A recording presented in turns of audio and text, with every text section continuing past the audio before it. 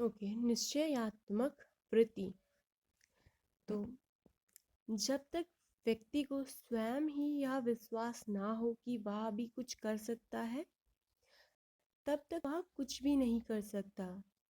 क्या कोई ऐसा उपाय है जिसके द्वारा मनुष्य ऊपर देखे बिना ऊंचा उठ जाए अथवा तरक्की के बारे में विचार किए बिना उन्नति हासिल कर सके?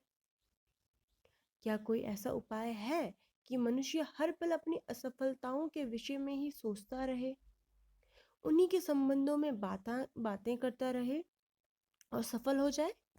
क्या कोई ऐसा उपाय है कि मानव एक ही समय में दो अलग-अलग दिशाओं में चल सके? यह तो आप जानते ही हैं कि जहाँ संदेह रहता है, वहाँ निश्चयात्मक वृत्ति टिक नहीं सकती। जब तक आप अपने शब्दकोश में दुर्भाग्य, संदेह या आशंका आदि शब्द निकाल नहीं देते, तब तक आप कभी भी तरक्की नहीं कर सकते। जरा विचारिए कि कोई आदमी तब तक कैसे शक्तिशाली हो सकता है जब तक उसके मन में यह विचार दूर ना हो जाए कि वह कमजोर है, बेकार है। उठते, जागते, सोते, बैठते, हर पल इन्हीं भावनाओं में लिपटा रहकर तो वह कभी खुश नहीं हो सकेगा और उसका मन सदा दुखी और दुर्भाग्य के बीच भटकता रहेगा।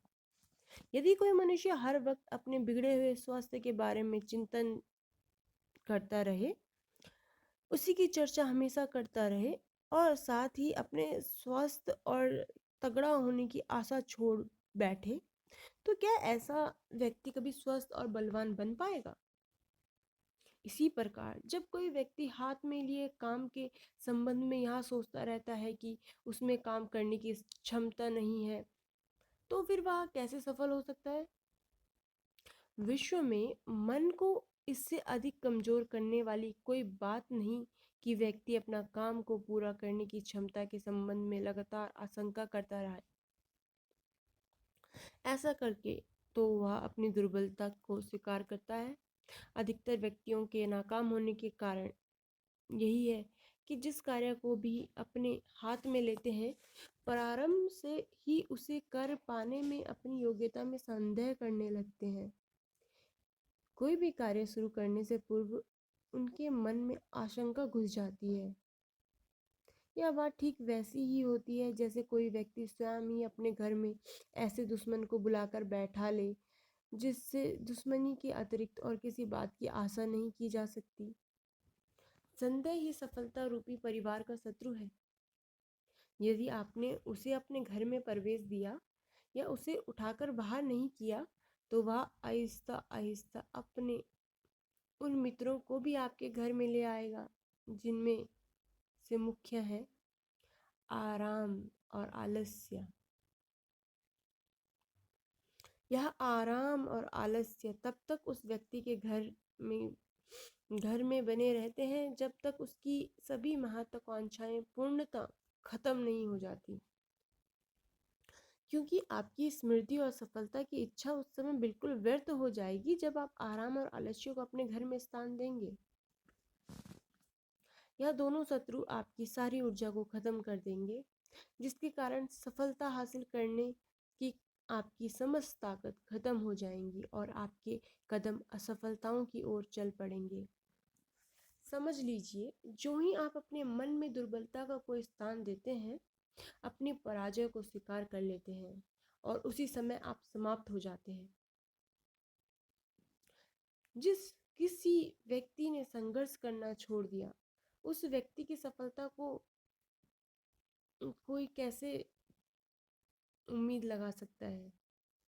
यदि विश्व में कोई दयनीय है तो केवल वह मनुष्य जिसने हार मान ली है, जो सब कुछ छोड़कर बैठ गया है, जो कहता है कि वह कुछ नहीं कर सकता, जो मानता है कि दुनिया उसके विरुद्ध है तथा भाग्य उसका साथ नहीं दे रहा।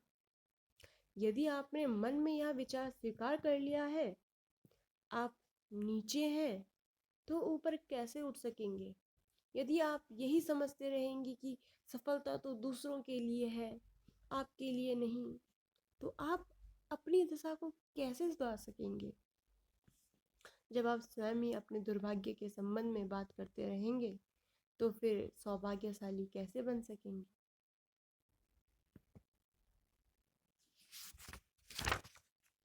तो ये था टॉपिक निश्चयात्मक वृत्ति। मीन्स आपको खुद को पॉजिटिव थॉट्स में इन्वॉल्व करना है, आपको अपने बारे में पॉजिटिव सोचना है, आपको अपने नेगेटिविटी को भूलना है, आप में जो पॉजिटिव चीज़ें हैं उनको आपको अपने सामने रखना है। आपका सबसे बड़ा शत्रु आपका डाउट खुद पर वो है, और जब इंसान खुद पे डाउट करने लगता है तो मानसिक तौर पे वो हारने के लिए तैयार हो चुका होता है, और बाद में यही चीज़ हकीकत बन जाती है। तो ये निष्कर्ष है इस छोटे से टॉपिक का। अगला टॉपिक होगा वैचारिक शक्तियाँ।